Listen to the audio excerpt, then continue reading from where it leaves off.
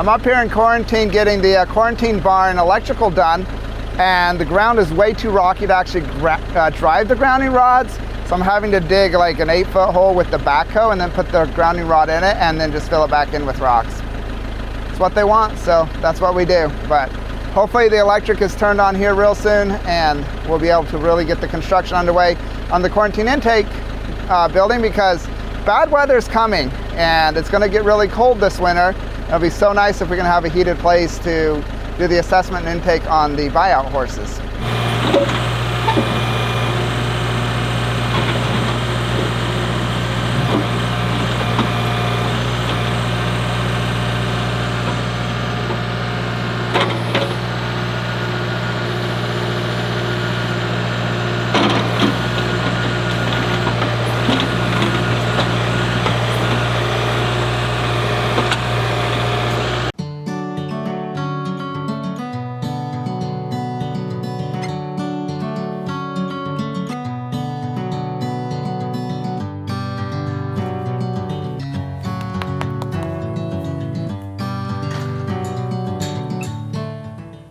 We are having a discussion on Sapphire. We've all become really close to her, and she came to us and it was like there's a small percent that she'll make it because of falling through a horse trailer, and now it just keeps, anyways, we're going to show you a little bit of this conversation just so you can see what it's like for us and what we go through trying to make these difficult decisions.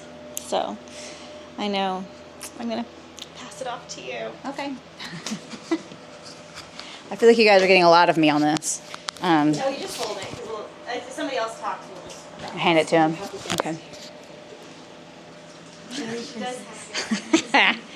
Well, it's raining today, so it's the mood is set for this conversation, unfortunately.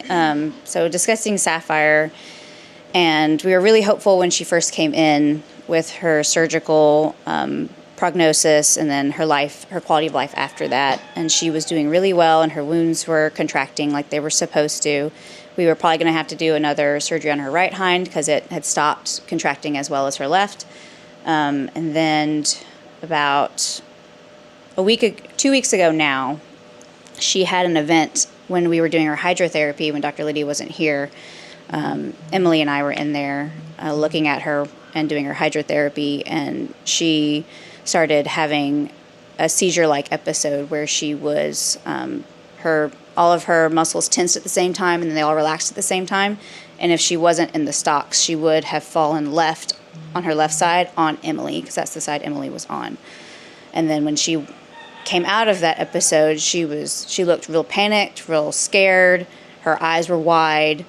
You could see the whites all around her eyes, and that's not her normal behavior. And after that, she just kind of really hasn't been herself. And then last week, she had another episode where Emily and Dakota saw the after effects. Like, they both heard her drop, and they both looked at her afterwards, and she was unable to rise for a while. They came and got me. I went out, and she had recovered, but she was head low, she was sweaty. She was really reserved and quiet, which isn't, if you watch since the day she came in, that's not Sapphire. She's, as Caitlin put her, vivacious, and Dr. Lee just said spicy, which she had a real fire inside of her the first few months she was here, but since these episodes have started, she's become more of pieces of herself as opposed to a whole horse, which is really concerning for us. So there are a few things for equine neurology that we're concerned with when things like this start happening, and we sent off a neurology panel to IDEX, and we were concerned about EHV1, which is equine herpes virus 1, which causes neurologic sign in horses, and it's really easily communicable, so it could be devastating for every horse on property, so we wanted to rule that out. And that came back negative, which is great. And there's a EPM part and a West Nile virus part. And the EPM part on serology came back as negative, but you like to do paired actually for that to make sure that you're not missing just CSF. But we don't want to put her through that without ruling other things out first, because that's pretty severe, because you're actually sticking a needle into the spinal space. So we don't really want to do that unless we have to. And West Nile is still pending. But other than that, there are other conditions like cardiac related and things like that that we would have to send her to a facility that has 24-hour monitoring that would hook her up to like a Holter monitor for her heart and like little electrode stimulation to see what her nerve system was looking like, to see if it's functioning properly. And that would be very labor intensive and very expensive. And I don't know how well she would do with that because she's already standing in corners and staring into space. So we wouldn't want to have to put her through something really stressful if we don't have to. So those are our top concerns from the veterinary medical listing part. I have to follow that up. I think Dr. Gina very eloquently just summarized the whole case medically. Yeah, so I just jotted down while she was talking just to summarize for you guys that haven't followed her story as well. Sapphire is only 4, so age is just a number, but she had less than a 10% chance when we got her because her musculoskeletal damage from falling through a trailer floor before we got her was extensive. And she underwent general anesthesia. That surgery went really, really well. And she did very well. So day 1, her only concern was these major wounds, and we were worried about sepsis. That has continued to progressively improve kind of miraculously, which is amazing. We had a ton of supporters send us amazing stuff. Somebody just sent us a whole box of this incredible product that I really want to try. We have a lot of horses that have similar injuries, so we're going to use that. But anyway, so her legs improved, but she also has had severe, repeated, multi-drug resistant bacterial infections in her lungs. So she coughed severely. We've done a bunch of ultrasounds on her lungs. We're worried that she has major pockets of infection in her lungs. She lost a ton of weight. She had a colic episode. She's badly colicked multiple times. Poor Dr. Gina, who lives on property, saved her and got her through some pretty severe colic episodes multiple times.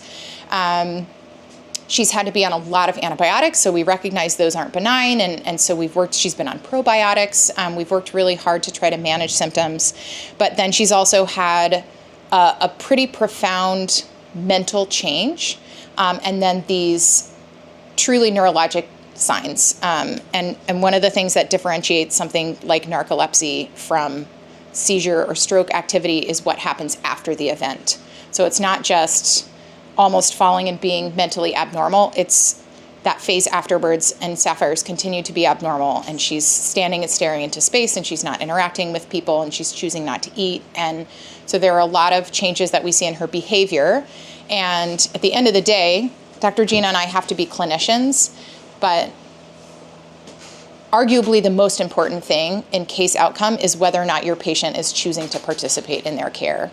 And Sapphire's communicating to our team, even though we don't want to hear that she's no longer fighting the way that she was initially. And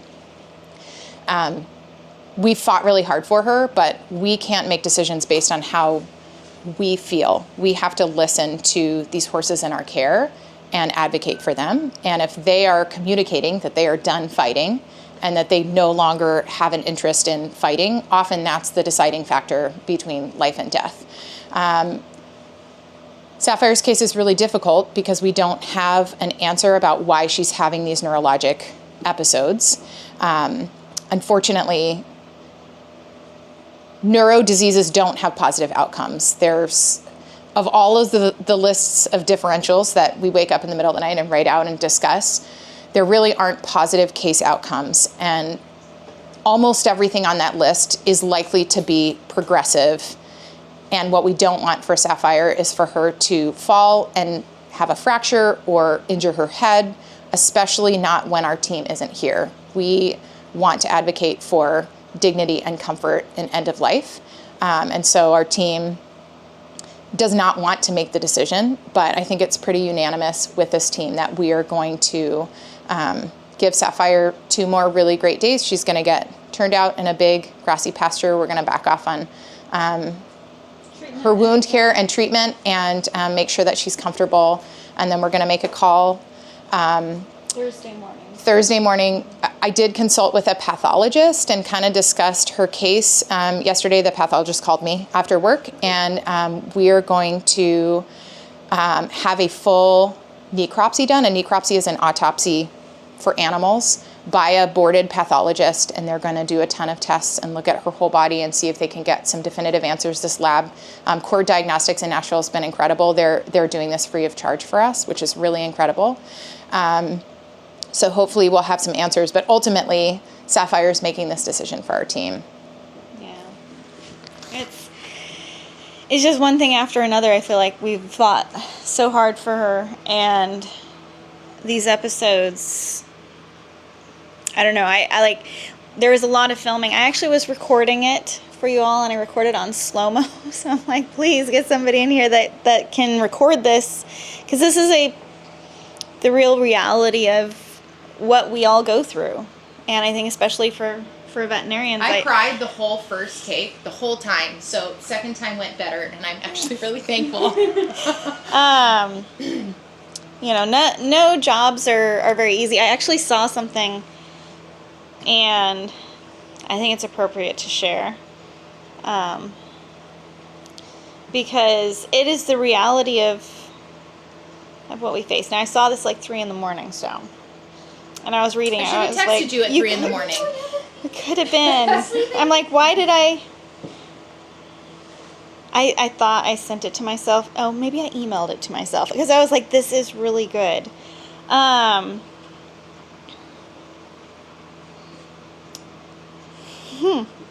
This is the 3 a.m. of Tawny being like, this is really good. I gotta save this. I just sent things to Dr. Gina, because then when I'm like, what is that? She's like, I know exactly where that is. And I'm like, yes. She's like, yep, got this. Well, I probably sent it to some random person. While you're looking, do you guys have anything that you wanted to... Do you want to share? She said what I was going to say. I know Dr. Gina, like, really, like, no one needed to say anything after that. I know. We did this whole first take, and we all added our little bits and bobs. There was crying involved. It was hard on all of us. Yeah. Okay. So the day that Sapphire had her episode, I'm the one that went and got her from the pasture. At that time, she was doing pasture time, getting some exercise. And when I went out that day, she was... Let me put this down for a second. So say this is 2 panels. This is the corner.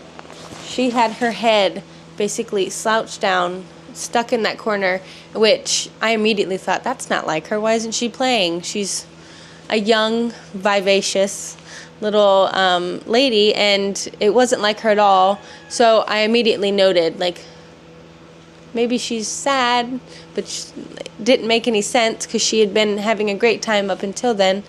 So I walk her in here. The whole walk, she just seemed sad, like something was off. Did not seem like her at all. And then she had that episode, and I was not there for the episode. Thank goodness, because they handled it way better than I would have. I would have been freaking out. As soon as I walk in, it was maybe a minute after it had happened. Emily and Dr. Gina, I could see it on their face that something had happened. And then I look at Sapphire, and she looked terrified. Like she did not know what had just happened. And that was the telltale sign for me that, like, she's struggling. Something is happening with her, and she's losing her spirit. And then as the days went on, it was like ever since that episode that she had, she just hasn't been the same. She just seems lost. She's like a shell of herself, which is really hard for all of us. And in my opinion, that kind of made this decision for us. We always listen to our patients over how we feel. If we had a choice, we would do every single thing on the world, like on the planet, to give her some sort of comfort, because she's so young. She has a great personality. It's a little on the sassy side, but she's a good girl. And every horse deserves a loving home. I guess for Sapphire, we've given her enough love, and I feel like because she came here, we were able to give her the love that she never received, and she got daily treats. The girl got a lot of food. It's a hard decision, but I feel like we're making the right one for her, because I do personally feel like she's losing her fight, which is really hard, and I'm not going to cry, but this is not an easy decision, and I'm glad that we as a team collectively got together and thought about Sapphire and not so much our feelings, because we care very deeply for all of the animals here at Horse Plus, and because we care so deeply, we don't want to see them struggle in any way, shape, or form. Is there anything you want to add, Emily? No? Anyone else? I learned my lesson, fall in love with anyone. Well, I was searching and searching, and apparently at 3 a.m. I'm not very good at archiving and saving stuff. But basically it was this photo, and maybe I can recreate it and post it on Horse Plus, because it applies for veterinarians and rescuers. It's basically this lady sitting there, and these are like all these thoughts coming off of her head, and it was connected to the Not One More Vet movement for veterinarian suicide rates are super, super high. And it's this doctor veterinarian. It was like, I don't know. I won't keep explaining how it looked, because that's not the point of this. But it's like, one thought is like, did I explain enough to the pet parent of what's going on with the animal? What are these results going to find? And just all these things that go through veterinarians' minds. But, like, are we going to be able to save this one? And that applies for all of us rescuers. Like, we all are in this battle that nobody else understands. Like, people that are not in the veterinarian world have no clue. People that are not in the rescue world have no clue. It's very easy to watch on the internet, and, if we have a picture of Sapphire, she came in and she's one of the most gorgeous horses, and young, and we're all fighting for her and advocating for her. And like, she's lost weight while she's here, but it's part of like this struggle of her body losing the fight. And that's hard. It's hard. And I know you're feeling it. And like during staff meeting, there was a little bit of like, we mentioned Sapphire, and like between Dr. Lydia and Dr. Gina, it's like, we really need to come and talk this out, because we can never keep an animal going for us. We have to make sure it's the best for that animal. And, sadly what we've seen is a steady decline, no matter how hard we fight. And we don't want her to hurt herself. It's always important to say goodbye to your animal on a good day. And I think that that's what we're all coming to the conclusion of. If we wait, it's not going to be a good day. She's going to have another episode, and maybe she'll fracture her face, she'll break a leg. We, as her advocates, have to make that decision in the right time. And that's tough. And, if like we somebody saw a picture on the internet and be like, oh, they put down this beautiful 2-year-old horse, how horrible. But they don't know the journey that she's had with us, and that we've tried everything, and we saved her from the slaughter pipeline. And Justin came in and was filming a little bit with the members video, and I was telling him, rescue is very difficult, but when some of these horses come off the trailer and we know they need euthanasia, I know, like, you can't get drugs on them fast enough to relieve their pain. But we prepare our heart. Like, we rescued this horse to relieve its suffering. Like, we didn't know it needed it when we committed to rescuing it, but we're here to say goodbye. And then others, like Sapphire, we fight and we fight and we fight. And it's hard. But that is the reality of the life we've all chosen to live here, helping animals. So we'll give her a couple days. One of the reasons why I took this job is because I've never had pushback from Horse Plus on fighting for any patient. If I have said to leadership, we want to give this a shot, without exception, they're like, go for it. The value of veterinary care that we put into this one case is easily tens of thousands of dollars.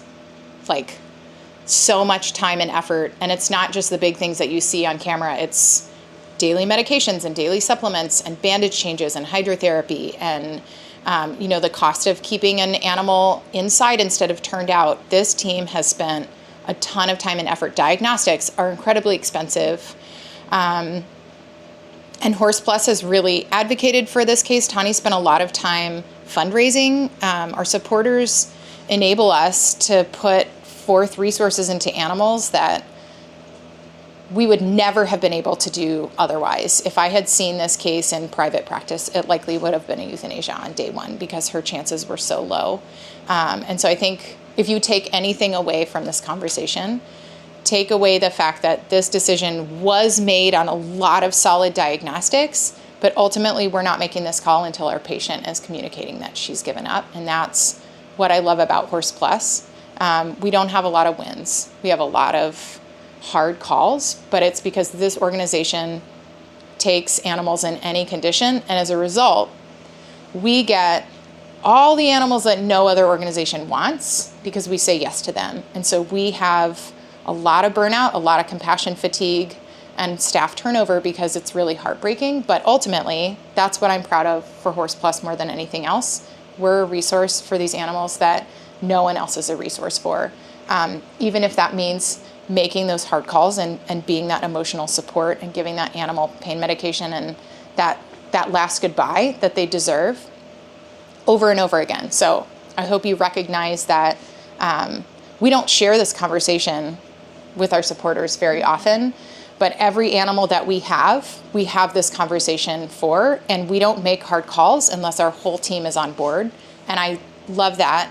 We just spent almost a whole hour this morning discussing this one case with our entire team, including our president, because this is important. And we're sharing this process with you guys because this is what we do here at Horse Plus. So if you see something and you're like, man, that seemed like a hasty decision, I promise it was not. I promise that we always try and that we give everything we possibly can to all of our patients. Like Dr. Lydia said, we've been here an hour and you've just seen a little bit of it. But it's the reality of rescue, and the reality of this week is it's going to be a very difficult week. We're hopeful that the buyout horses will be okay, but we never know. I'm the euthanasia tech today, so that's hard. You want to mention that it's a buyout day? It is a buyout day, so we've taken this time to process as a team, but we have to focus on 30-something horses coming. And get ready for them. And I just think this week's going to be a sad week. Like, we know Sapphires. We're going to have to say goodbye. So, anyways, we just have to move forward. And I think that's a challenging thing with Horse Plus, and I think it's hard for our staff emotionally, is we have to compartmentalize a lot. Like, we've had this conversation. We know this is happening. But there's all these other animals that need help, and we need to focus on them. It's kind of like being on a triage front every day. And it's good. Like, I'm glad we have a board that has said, hey, you can go on vacation. Like, you were just on vacation. Yes. I was on vacation. I hauled Angela out west and made her sleep on the ground, and it was great. But it's important to, as a team, to be able to talk things through like this. Because it does help us. Because a lot of times we have to make decisions and move very quickly. And we make that decision, and there's all these feelings that are here within it. And sometimes we don't have the time to talk it out. But you got to see a little bit of the reality of our lives. So I try very hard not to cry. I hate crying in front of people, but we make a lot of really hard decisions. And I'm a big part of a lot of those decisions and making sure that they're followed through. And we don't talk about it a lot, and I know sometimes people get really burnt out. Every time somebody leaves, a piece of my heart goes with them, no matter how mad they are at me. I've seen people say very hateful things. It makes me sad. But we have to do what's right. We have to do what's best for the animals. And I think it's important for staff to come together and talk about the hard decisions.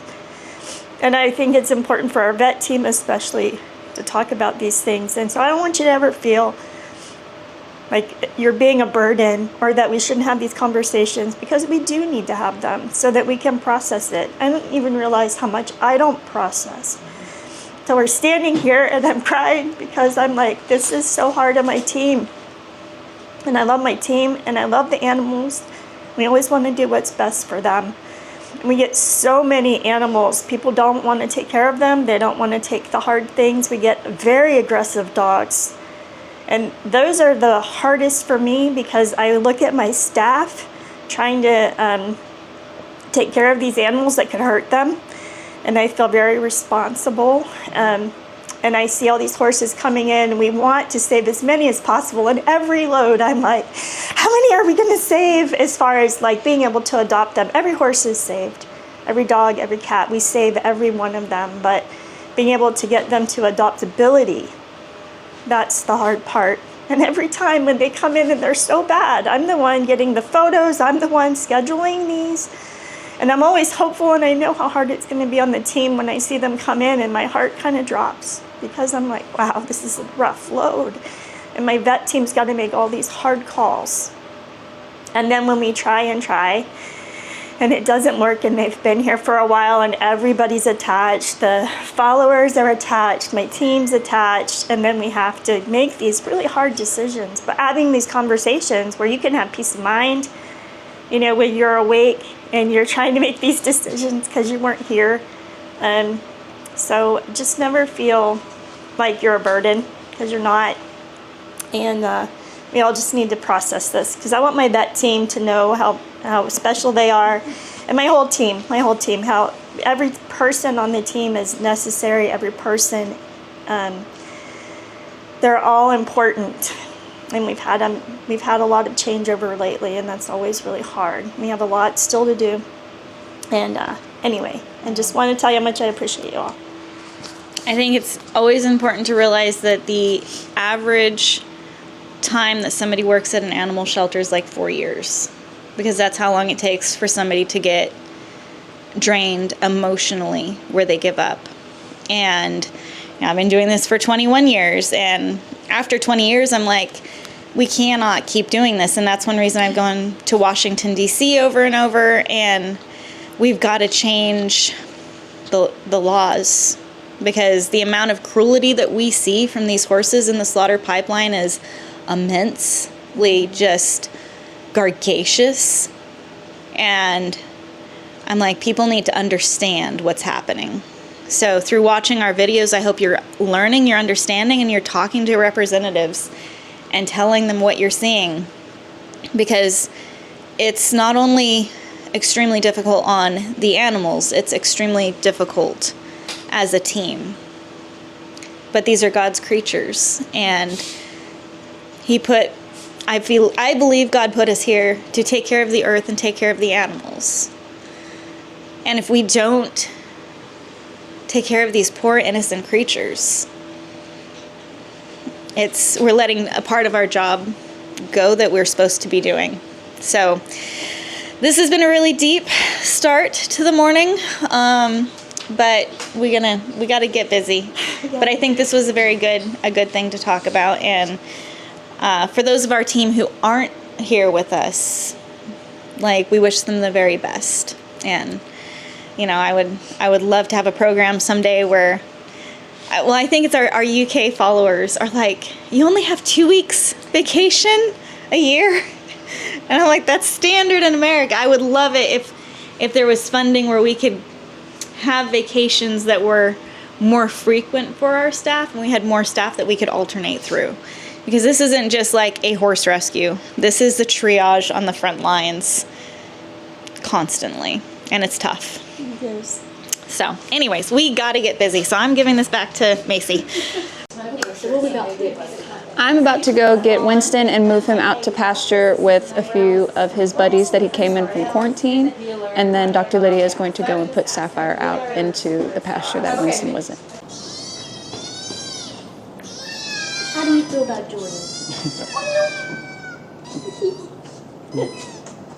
Aww, he's so sweet. We're not having another cat. You're a man and you're looking for a cat. She loves beards. Ma'am, you better quit.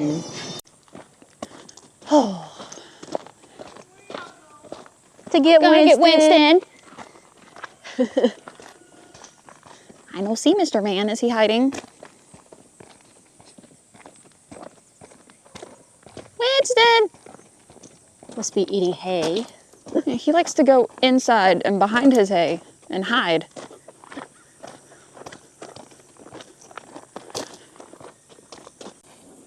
Sir, where did you go?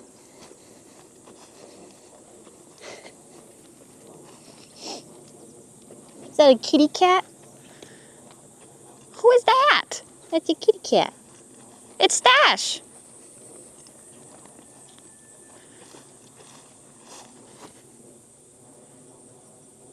Hi, Kiki. That's not Stash. No, it's not. That's not Tux either. Who are you? Hi, Kiki. I don't think we still have Brando here. Who are you? Hi, Kiki. Hello. Are you sleepy? Who are you? Winston is right behind the feeder. Oh, I see your ears. Achoo. Excuse me. You hiding from the cat? Are you scared? Excuse me, Mr. Man. Hi. No. No. Shh.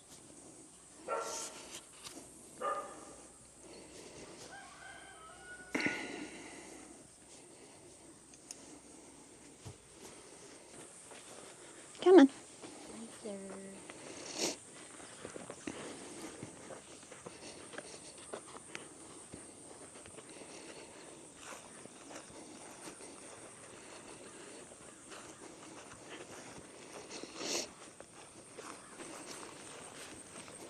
He's such a good boy. Oh. Thank you. Come on. This way. Come on. Careful. Oh, so big and handsome.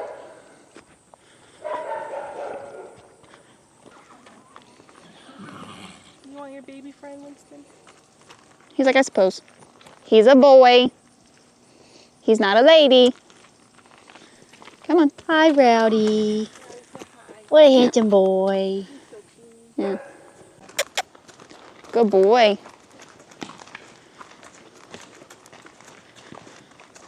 Oh, Rowdy, look at your pretty tail.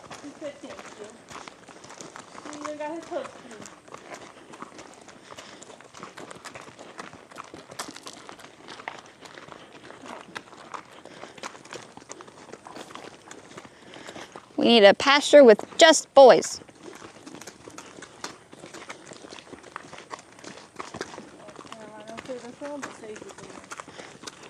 Xander and Spartacus. Hi, Magnus. Hi, buddy.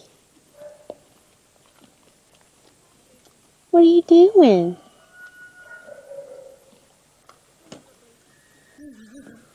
You're very handsome, too. Yeah.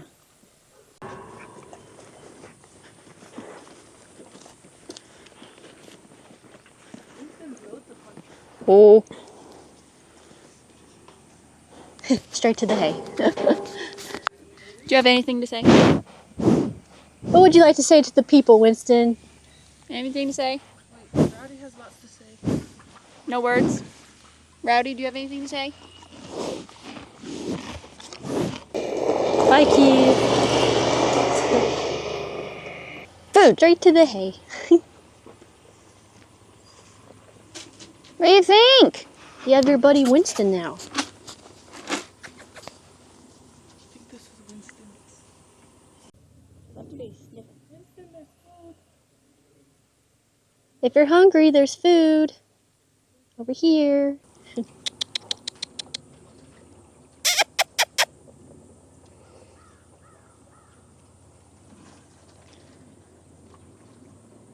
It's over here. Because I'm smelling the smells. He found his grain. Maybe now you'll get some meat on your bones. There you go, bud.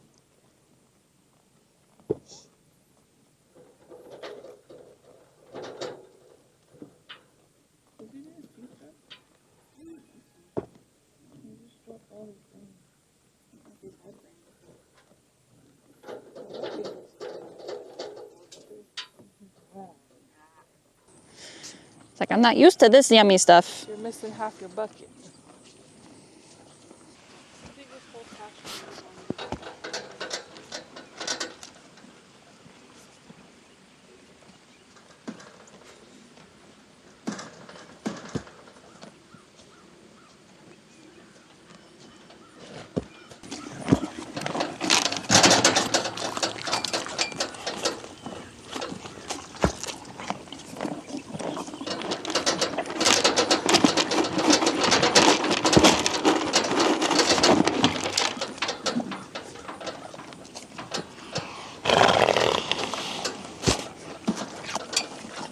It's starting to rain a little bit right now, but everybody's eating their breakfast this morning.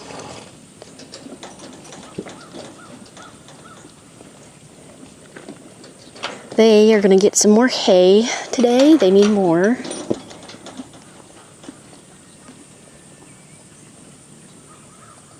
Hi, Clementine. Did you have a good breakfast? You got some hay on your head. Can I get that for you? Here you go. There we go. I got a little bit of it. There you go. There's Tux drinking out of a puddle. Even though I gave her a bowl of water, she prefers that, I guess.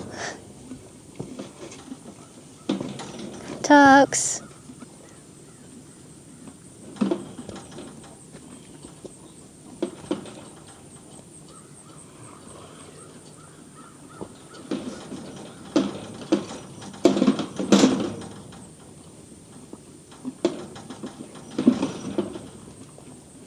This is Lily. She is one of the mares that came through our buyout program, and she is rideable and cleared for adoption. She had a choke episode this morning, which means she got food packed in her esophagus, and I did not notify anyone on the media team.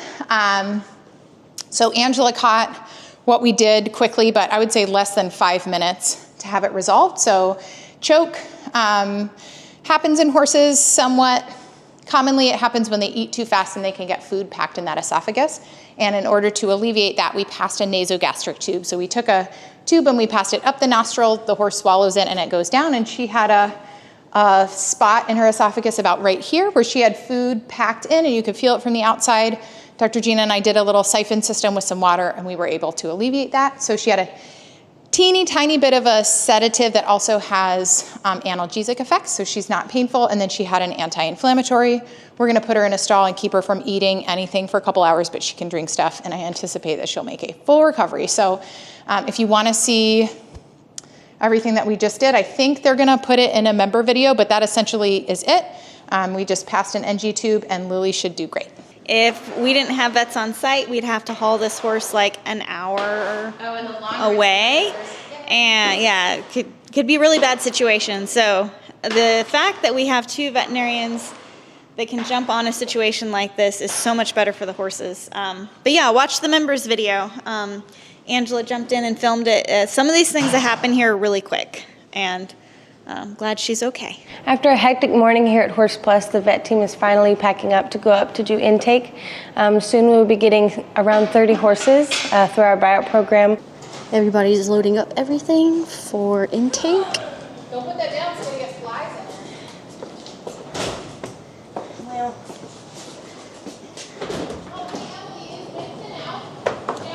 Okay, thank you. You're good. Loading everything in Dr. Lydia's car.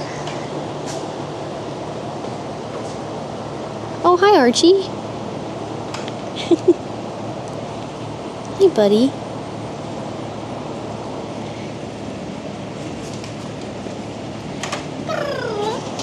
Who's this cat? I think that's Archie. That's Archibald. Archibald, are you such a good boy? Oh my goodness, you're so cute, aren't you?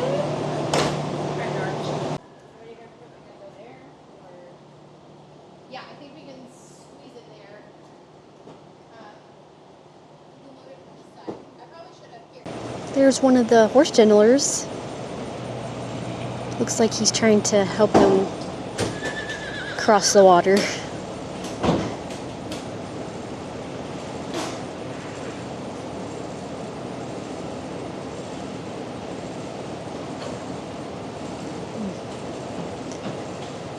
Horse is like, I'm not so sure about this.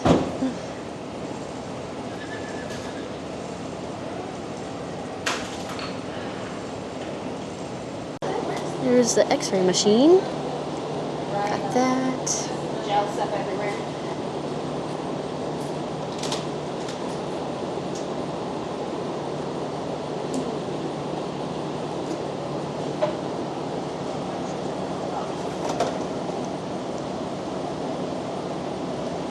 Excuse me. Oh, you're such a good boy.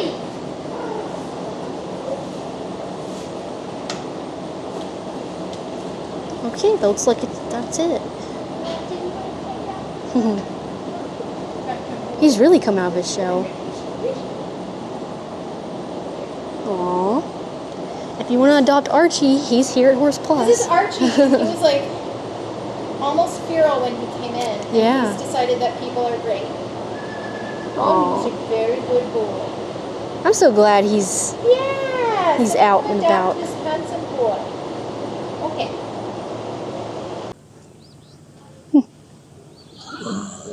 got him on the heel.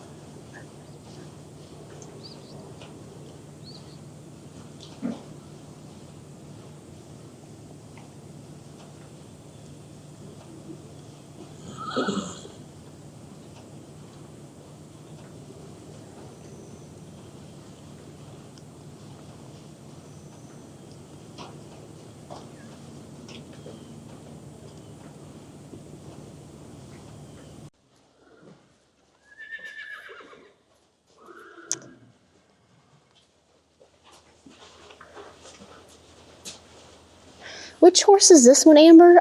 I think Zucchini. Zucchini. Okay. Hi, buddy.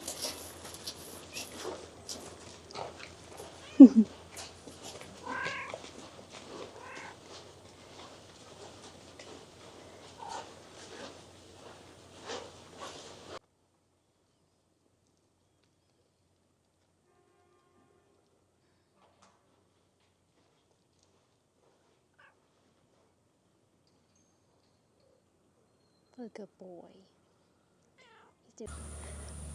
So I'm currently at Pasture 10, and I was going to show you Benny, Hamlet, and Hazelnut, and everybody down there.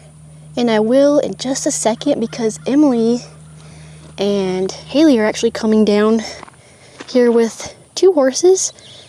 They are done with quarantine, so they're coming down to the general population. I want to ask them who those 2 horses are because I can't quite remember. Cherokee's excited. Oh, he's like a new friend. We're here by the road. Behind the barn? Yeah. Okay, so they're coming down to general population. Yeah. That's awesome. You're going to Hi. Hi. Hi, sweet girl. Say my nose is getting better. My hair's coming back. Let's get some good weight on you, okay?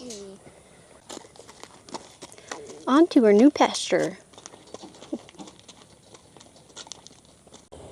Well, Mr. Man thought it would be fun to get out because he saw the mare come out. Almost got bit. Ugh. You were castrated too late, sir, I guess.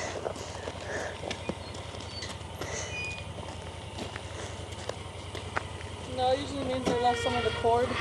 Oh. So he has a little stud.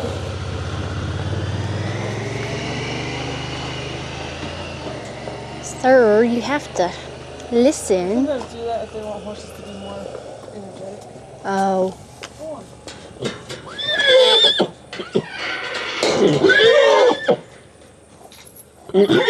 Are you going to establish the pecking order? Sorry, put it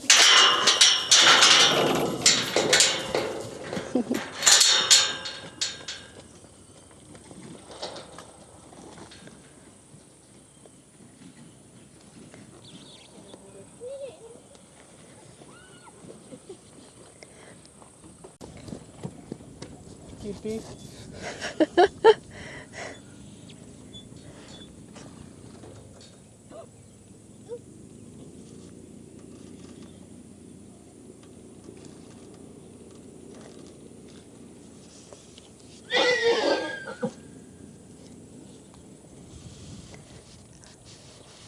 Enjoy your new friend, buddy. Enjoy your new friend.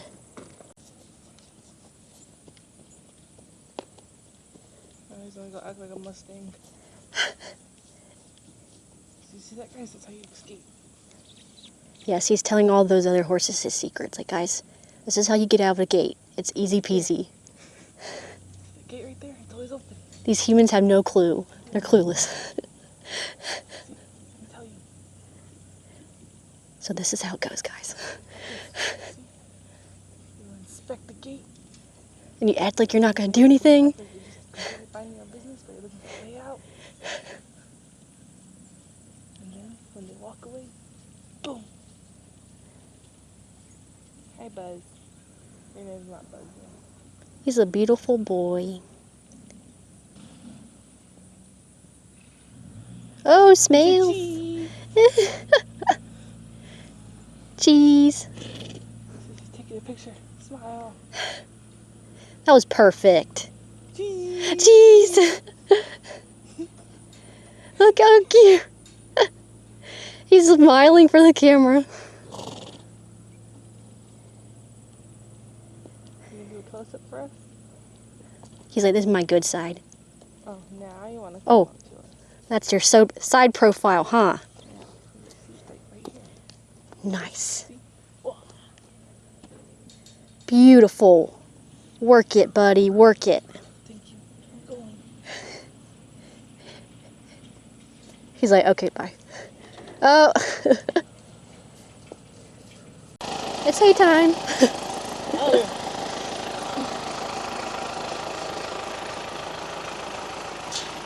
Keith is always working hard for us, and he's getting them some hay. Pasture 5. But first he has to make sure the horses don't try to run out.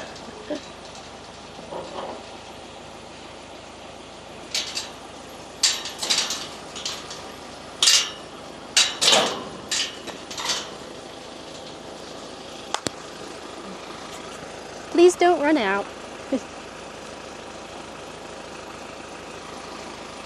I'll come over here. Well, no, I won't.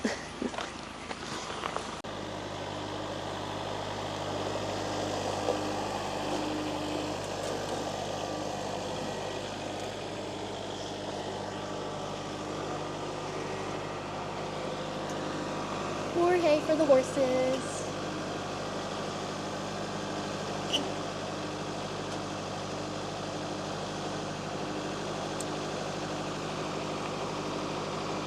He's gonna cut the string, make sure all the string is off there.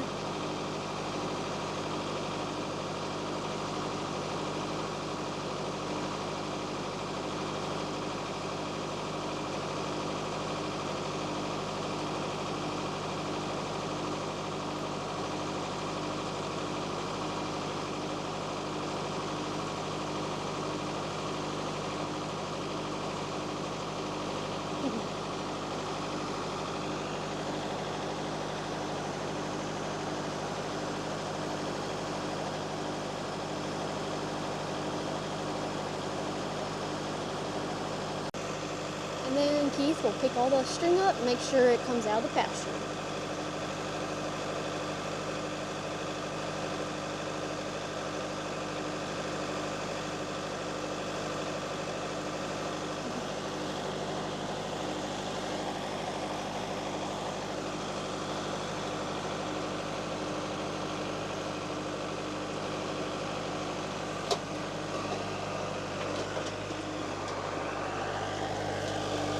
help him out here. Make sure the gate's closed.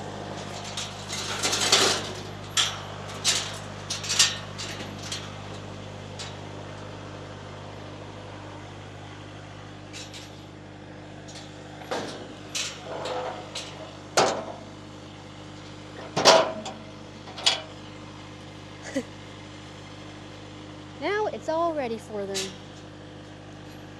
Hey guys, new hay. Okay, I'll leave so you can eat peacefully. Oh no, I'm gonna get locked in. Oh no. Thank you, Keith. Now Keith is backing up because he's gonna grab some more hay for the other pastures. These guys are very happy now.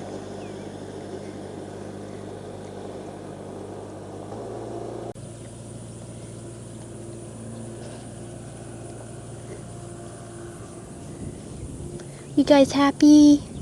Got some more hay.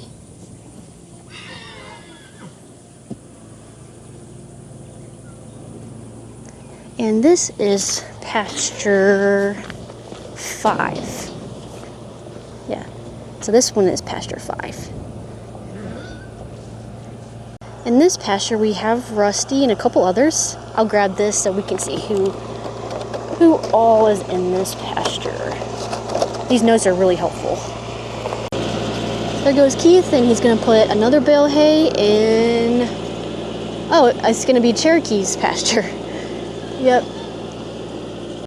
I put the cards on the ground so I can show you guys each horse that's in this pasture.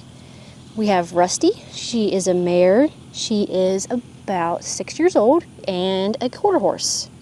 And then we have Ayla, I believe. Sorry if I didn't pronounce that right. And she is also a mare. And she's about a year old, and she is a quarter horse. And then we have Journey. Journey is also a mare and about 6 years old and also a quarter horse. And let's see, we have Bessie. And then Bessie is a mare too. She is about 2 years old and a quarter horse. And then we have Chance.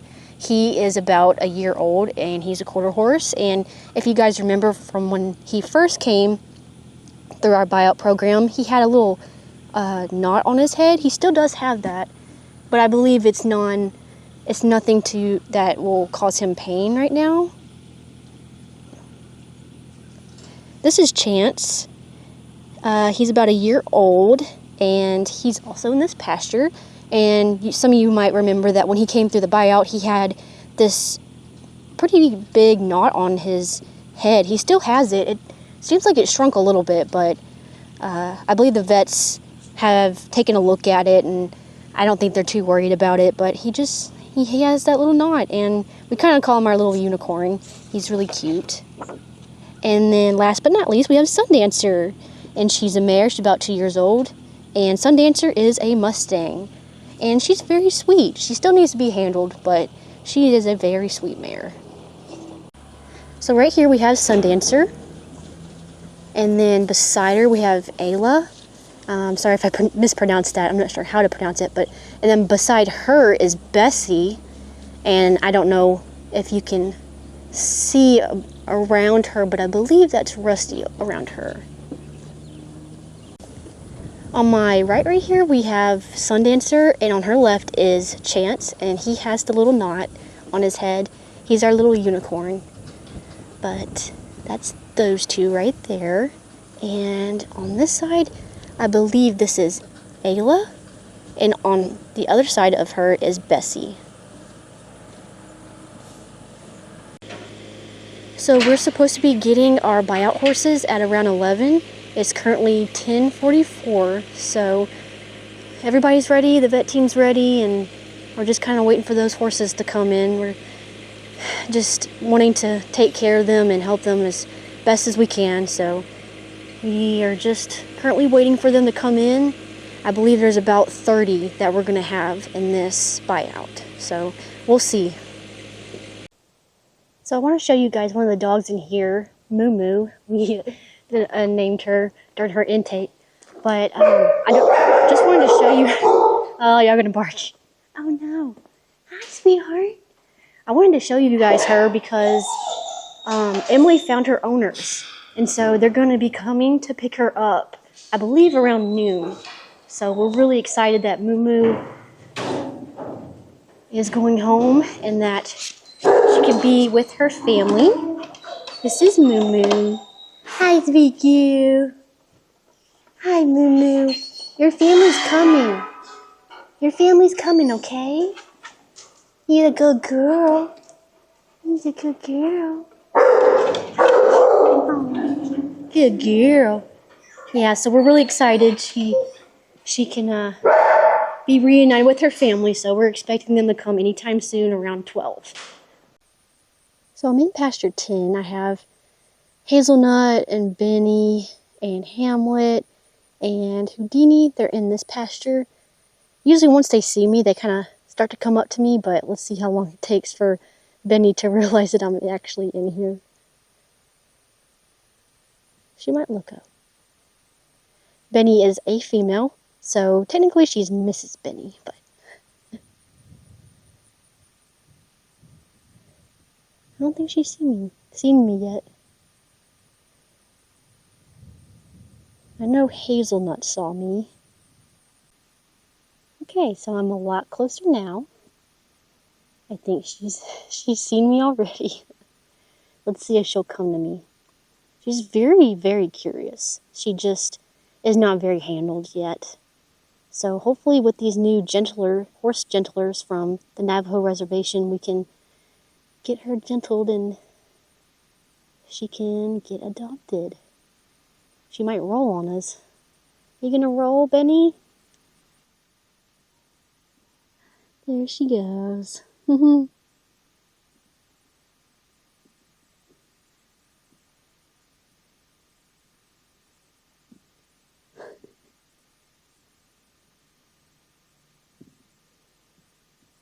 Wow, she flops everywhere.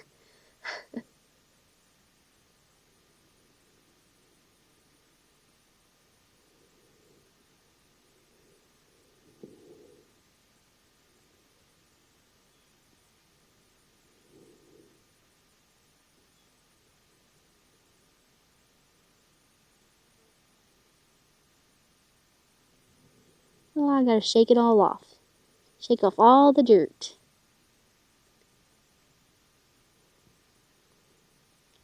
And Hamlet City. Hi, Hamlet. Did you see me?